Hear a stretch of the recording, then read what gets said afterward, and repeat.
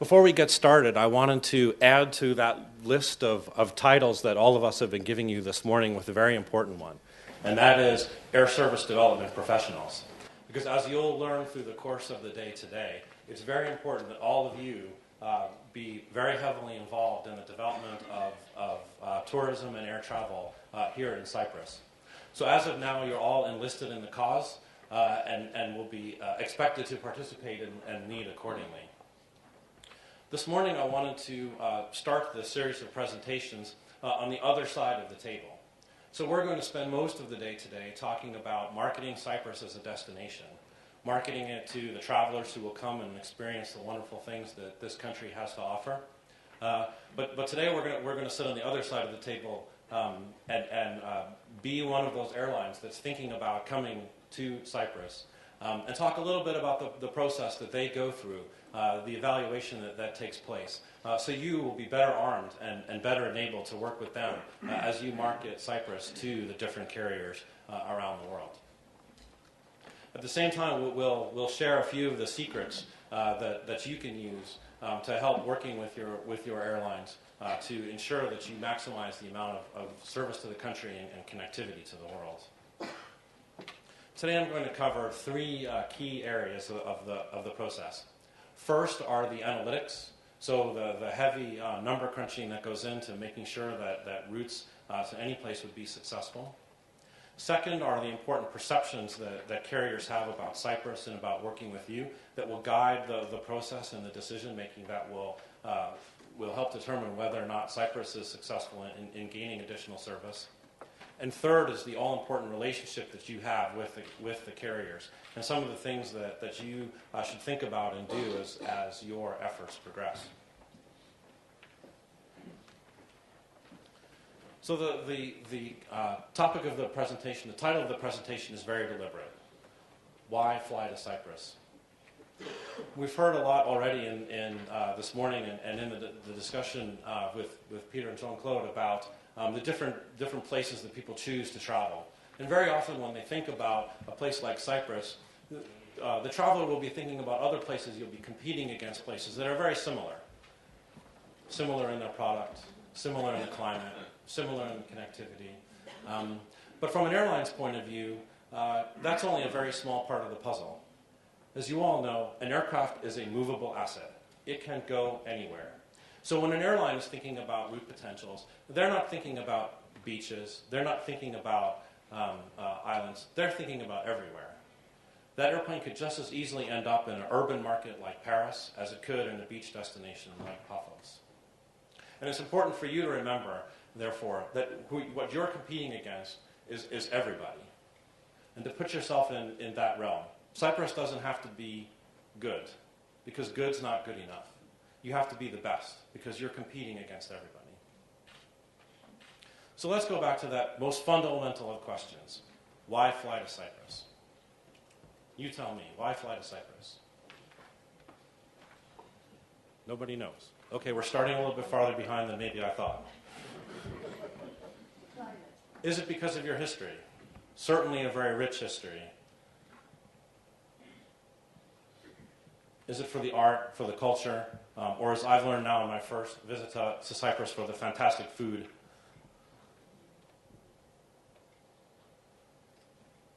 Is it for the sun and the sand? Certainly very plentiful, especially coming from a rainy place like Vancouver. It is all those things. But to put ourselves in the mindset of the airlines who are thinking about flying here, we have one other overriding characteristic or criteria that is more important than all of these combined. That's making money. The conversation with your carrier is going to start and end with will they be profitable in serving Cyprus. Lots of issues will come up in the meantime. There'll be lots of things to think about, lots of things that you're going to want to sell.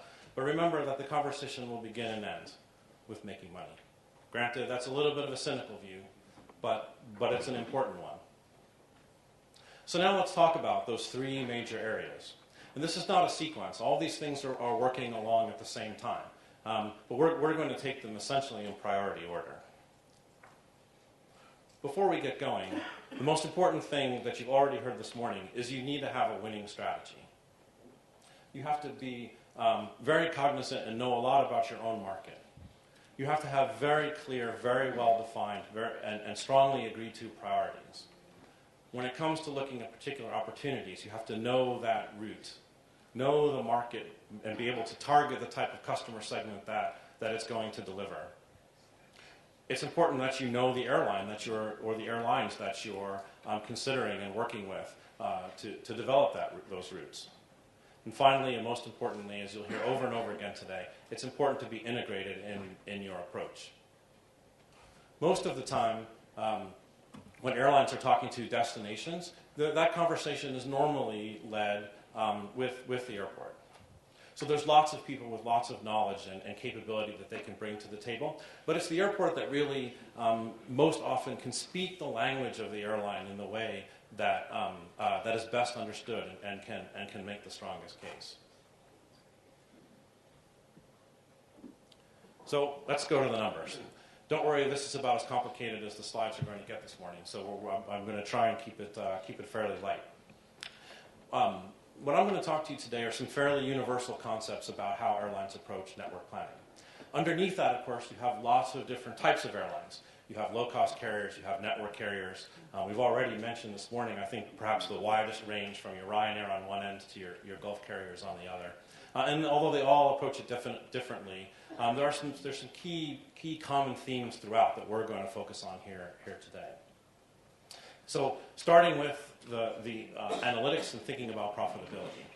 Pretty much every airline, the analyst and every network planning department at every airline has on their desk a wonderful Excel spreadsheet which helps them figure out, is the route going to be profitable or not? And it has three major components. The first is information about the market. So there are statistics like what's the history of traffic, what's the history of fares, what's the competition like, what have been the stimulative effects of other service, all those kinds of things. So it's important for you to be starting out this journey in the right way to make sure that your carriers have the data that they need.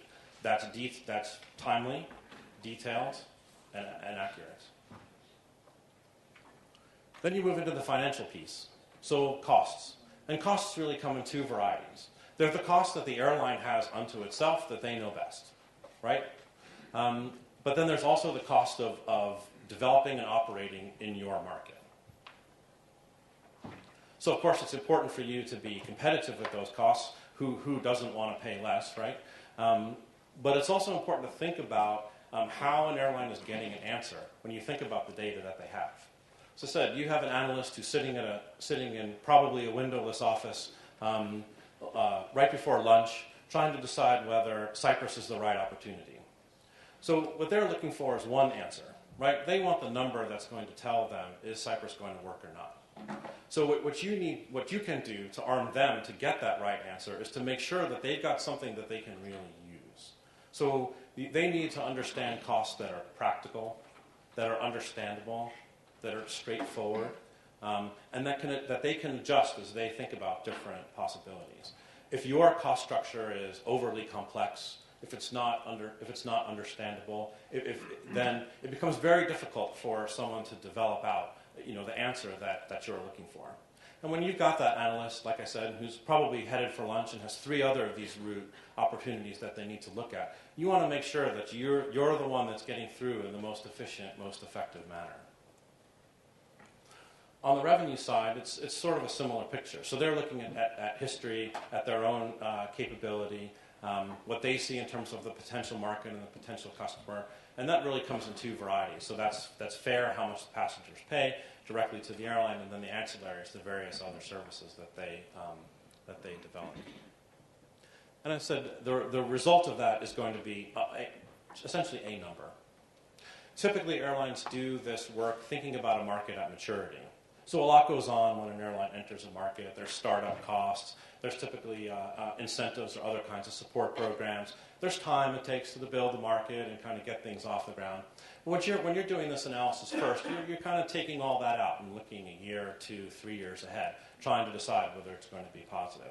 Because if it's not going to work when the market is mature, there's really no point in going on. Then you go back and you look at what the startup is going to look like. What is it going to take to get it off the ground? How long is it going to take to mature, and all those kinds of things. Now, we call this a demand-driven process because typically when airlines look at markets, they start from the top in terms of how much traffic there is and work their way down. It's pretty simple way to do it. So the key thing, we heard a little bit about this earlier, is it's important that you're able to consistently fill the flight. If you don't have the traffic demand or can't generate the traffic demand, then you have very little chance of things being successful.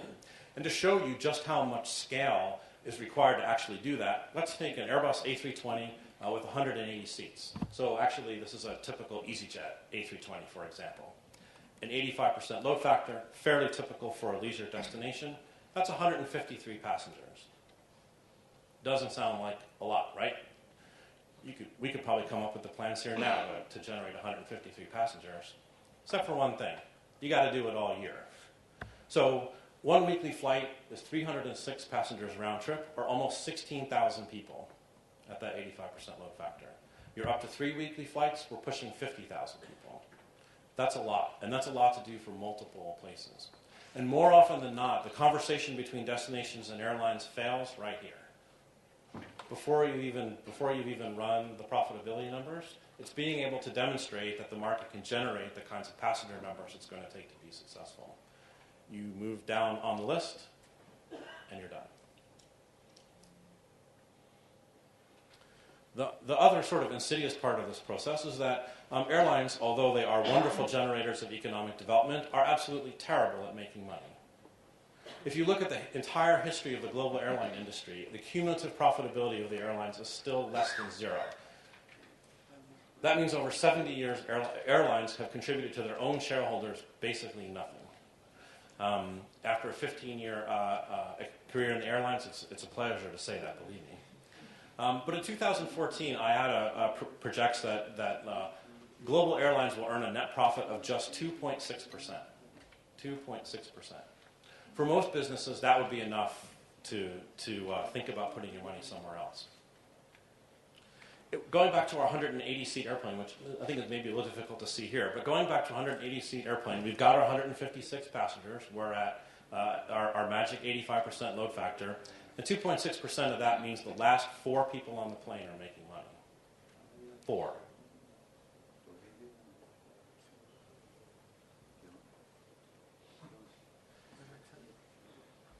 So the margins are very, very thin. When you think about an airline's costs, the charge that an airline pays the airports here, or typically airports around the world, is really about 5% of its costs. Better than half of an airline's costs, 60-65%, are uncontrollable. Fuel, labor, it's all done in advance. Nothing you can do about it. It's when it comes to you, it's a 5%. So you may say, I can charge whatever I want. After all, it's only 5% of their costs. And believe me, there are airports around the world who have taken that view. However, going back to our margin, a 5% cost is almost twice what the airline's making on the route altogether. So although you may have a fairly small percentage of the overall costs, here it's controllable, so here can be the difference between profit and loss. And when you're thinking about the discussions with the airlines and talking about profitability and where it comes, you can see just how thin it is, but just how important a role you can play in making sure that your airline is successful. One of the most significant developments in European aviation over the past 10 or 15 years has been incentives. And the seemingly endless arms race of how much money airlines can extract from airports to generate new services through all different kinds of incentives and support and give the airports opportunities to compete against one another to write the largest check. Many airports take the approach that they have a singular program that they apply to new routes, new carriers and such, and that's sufficient. But the truth is that it isn't. Incentives, or really in the form of marketing support or financial partnerships, I should say, are vitally important to that initial startup period to make sure that your carriers are going to be successful. But they are just about startups, really.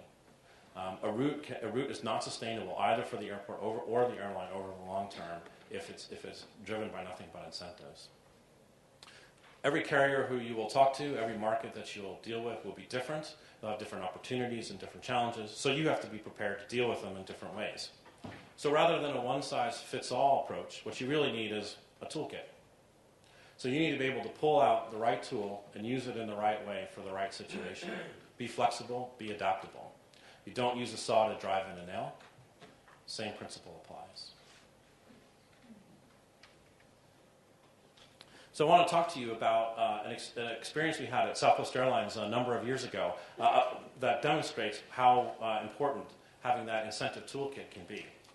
So in the United States, incentive programs are very different than they are here in Europe. They're much more restricted, the rules are much tighter, and the kinds of deals that you see here are essentially non-existent. So it's much more difficult for US airports to get the support from their communities and to use their financial measures to help carriers overcome initial startup challenges.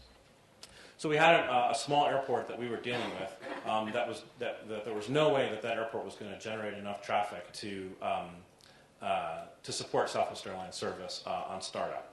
And given the restrictions on direct support, there was very little way that they were actually going to generate, just be able to write a check in a way that was going to make it work either. So the airport got together with a number of key travel and tourism leaders in the community, and they sat down, and on a whiteboard in a conference room, they wrote everything that they could think of, every possible thing that an airline spends money on in coming to a community. And that's everything from pens in the office, to hotel rooms for flight crews, to advertisements in the local paper, everything they can think of. And then they went down the list and they say, which of these can we really help? And what they came up with was that airlines there are some expenses that airlines have in a community that they could mitigate. So they got the local hotel organization to pay for hotel rooms for the crews. They got a number of restaurants near those hotels to pay for meals for the flight crews who are staying the night. They got the rental car companies at the airport to give the marketing staff for the airline rental cars when they came to town. Now, each one of those is not going to make or break a route, but add them up, and it turned out to a pretty significant cost reduction. Now, I'll say at the airline, when we first heard this proposal, it kind of shocked us a little bit, because we had never thought about it either. But it actually turned into a very successful partnership, and the community was really able, just by taking the time to go through a fairly straightforward list, they really were able to mitigate a reasonably significant amount of cost on the ground. Once we have the analytics and our profitability done, the other thing to consider analytically is the route going to fit into the schedule? So there's lots of, and it's not just operational, like does the aircraft have the range, but you can think of an airline fleet as a budget, right? You have just so many airplanes to apply to just so many places. So you have to prioritize where things are going to fit. What are you going to be able to do? So the airlines go through that same exercise with the additional questions of the space that you have for the destination you want to fly to. Does it work? Cyprus, as for example, might be a very profitable place to fly to. Might make a lot of sense for the airline to go to, but the only place in the schedule is to fly here Tuesday morning at 2 a.m. Well, guess what? Recipe for failure, right? So you can think of an airline schedule as kind of a puzzle in 3 dimensions, trying to assemble all these different opportunities in a way that the airline can then market from a market standpoint, and then also from a operations standpoint. What you're looking at on the screen, by the way, is an example of a typical airline scheduling tool. The blue rectangles represent flights. The space in between represents ground time. Won't go into any detail here, but actually what you're looking at now is Swiss Airlines A340 fleet. And finally, on the analytical side is a question about bases. So a lot of airports put a lot of emphasis on having bases at their airport as an indicator of success. And the truth is, you really want to be as flexible as possible when thinking about whether or not a base is appropriate for your carrier in your destination. In Cyprus, it makes a lot of sense for a lot of carriers because the stage lengths are a little bit longer from some destinations and shorter from others, and that combination indicates that a base is a solid opportunity at your airport. So I want to kind of close the section on analytics by showing you an example of an actual financial proposal to an airline. I can't say the airline or the airport, but I want to show you just how simple this can become. The airline in question told us that the two things that were most important to them is they wanted it to be straightforward and they wanted it to be scalable. They had a sense of a real opportunity at this airport, and they wanted to be able to measure how, what the financials would look like over the longer term as their operation grew. So here are the two slides in the presentation that we showed them about financials. We told them the cost of flying to our airport is going to be 2 million euros a year.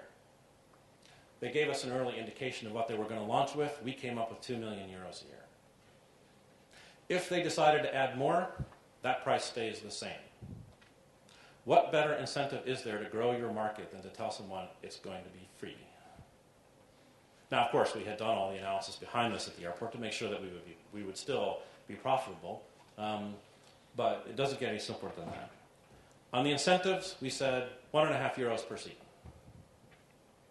Some detail to work out underneath that afterwards on how it goes, but how better to fill in a column on a spreadsheet than a very simple 1.5 euros a seat. Now, not everybody's in a situation to be this simple, but it shows what you can accomplish if you really strip out a lot of the questions and a lot of complexity out of the issues. So at the end of the day, your carrier is going to be asking some key questions about the financial possibilities of a route. First and foremost, is it going to make money and how much? Second is how great is the risk? So how likely, how confident can they be in generating that profit? Or what are the inherent risks in the market? What needs to be invested? And don't think of it just as financial, although that's important too, but remember it's aircraft out of that fleet budget as to how much they need to spend to get it. And then how does it compare to other opportunities? As I said early on, it's not just about being good, you've got to be the best, because most of these carriers that are growing, that we talked about sooner, have more opportunities on their table than their fleet growth plans will support, so you've got to get as high up on that list as you can. Now let's move on to perception. So all during this route evaluation process, you're being studied. Airlines are looking to try and understand whether Cyprus is a good place to do business. Are you the right partners? And they're judging you from the standpoint of their own corporate cultures, their own national cultures, some very different from your own. So although you have certain perceptions and certain ideas about what Cyprus is like and what it means to do business here, it's important to keep in mind that the lens that you're being viewed with is different.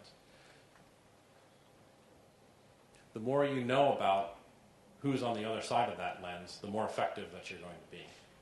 And some of the key questions that are being asked, so that whether it's the analyst sitting in front of that computer doing the spreadsheet we talked about, or whether it's the senior executive who's going to ultimately make the final decision. Does Cyprus fit the network? Does it fit the airline's business? Just like you're thinking about how you target particular market segments, they're thinking the same thing. Is their customer base the ones who are going to work? And does it fit their plan? Most airlines have a pretty good sense of what their strategic vision is going to be, what direction they're heading in, and one of the key questions along the way is, does Cyprus fit in that? Does it fit now or does it fit in the future? And some of those other key points are, does Cyprus as a place, does it work as a place to do business? Do they feel comfortable working here? Does Cyprus have the right product? Does Cyprus have the right partners? And I ask you to look around this room because you are the partners that they would be thinking about. And does Cyprus have a good future? And I don't mean that just by looking at some of the recent headlines about the economic crisis. I think most carriers have enough experience in enough places and have been through enough ups and downs to know that those sort of economic cycles come and go. But they want to know is the destination that they're serving really going to continue to develop in a positive way. Now let's move on to that all-important airline relationship. So the picture you see on here may look like one airplane that would fly through the air, but the truth is that airplane is actually a million pieces flying in close formation. And so just like, which is just like your relationship with the airline, it's going to be multifaceted. Sometimes the pieces break, but at the end of the day, it's about getting the whole from where you are to where you want to be. The most important component there is to know your airline well. Know it very well. know the business, know its challenges, know its opportunities, know its people, know what's happening. Nothing feels better than to sit across from the table from someone who understands you. And that is an important advantage that you can have over a lot of airports and destinations who tend to focus on themselves rather than the partner that they're trying to develop. And then along the way, that'll also help you have a very realistic perspective about the opportunity with a carrier. Nothing hurts a pitch more than an expectation that the airline can't possibly fulfill. It also helps you understand where your priorities should be and where your opportunities lie as well. You get there by listening. Particularly when you have the chance to sit in front of that airline and you have a great product to sell, and as we know, Cyprus has tons of things going for it. You really want to be out there and making sure that they get every last grain of sand. But there's going to be a lot that's coming your way too, and so it's important to listen when you have those opportunities, not just to the words, but understand the messages that you're getting. The people who show up at a meeting are important. The responses you get to normal communication, whether those people come or don't come to visit you. All those things are important signals. That's one of the reasons why it can be very helpful for the airport, who does this with carriers on a day in, day out basis, is often front and center in those conversations, because they tend to be very educated and skilled at reading those messages. If your relationship is strong, then the dialogue will be very candid. There's nothing wrong with hearing no. In the airline business, as we've heard already, change is inevitable and constant. So no never means no. No means not now. And you should always think about it that way. But it's important that we've talked about being honest with yourself. It's important that you be honest with them and open up the possibility for them to be honest with you. Because after all, a relationship in the good times is easy. It's getting through the bad times together that tells you whether you've really got a relationship that's going to be strong and enduring. And then finally, the best way to maintain your primacy in this relationship is to be the one adding the value. It will oftentimes feel one-sided, and that's because oftentimes it is. But the more that you can bring to the table, that sometimes may even be beyond yourselves in terms of serving Cyprus, the more important you become to the carrier, and then the more critical you become as a destination. There's a great example of this in the VANTAGE network in Liverpool in the UK, where Liverpool's development of all things its parking business led to opportunities where we could share in the benefit of that with carriers at the airport. The next step after that was to share the techniques that we've used, actually the technology that we used to develop that in Liverpool with carriers so they could sell parking booking on their website, not just in Liverpool, but everywhere in the network. So not only did we come to them with a great destination opportunity, but we gave them a way that they could earn additional revenue everywhere they fly.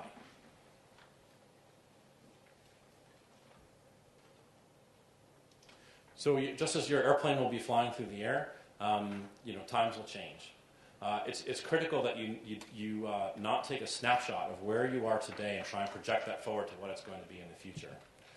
We heard just before from two of the world's leading experts on the airline industry, and I think if sat down in these very chairs 5 or 10 years ago and asked where the airline business would be today, or where it's going to be 5 years from now, they wouldn't take that bet.